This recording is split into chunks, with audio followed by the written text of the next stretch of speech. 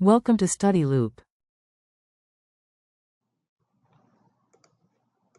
So before we talk about this specific question, I would like everyone to first look at my video on chapter 37, question 4, because in that one, I went over the different tools that scientists use to study ecosystems, and that's what this question is about.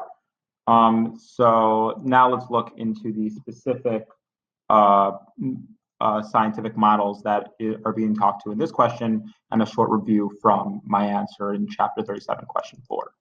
So a microcosm is when a scientist tries to recreate an ecosystem in a lab or in a lab setting. Right, this can be think of if you have some forest region of some sort right here, you're going to take pieces of that and try to put it into a lab to recreate it and study it. A conceptual model is attempting to use flowcharts to show interactions in order to predict how things will occur. So for instance, food webs and other such interaction. So right, just modeling it, you have some kind of populations, and perhaps they're eaten by other populations in this kind of food web kind of thing. So that's a conceptual model. And then you have what are known as either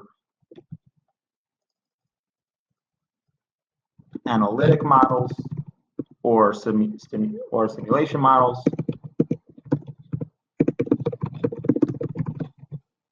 Where in analytic models, you tend to use some kind of math equation to model how disturbances or changes in the ecosystem will have some effect, some kind of math equation. And in simulation models, you use computer algorithms to try to answer those questions and try to see how the computer algorithm will predict changes to the ecosystems in response to these disturbances. So those are the four that are involved in this question. There's microcosms, recreating a ecosystem in the lab, conceptual models, which involve flowcharts to show interactions, analytic models, which use math equations to predict changes, in simulation models, which use computer algorithms. So when trying to figure out the interactions in an estuary, which is where the tide meets the stream, using flowcharts, that's going to clearly be a conceptual model.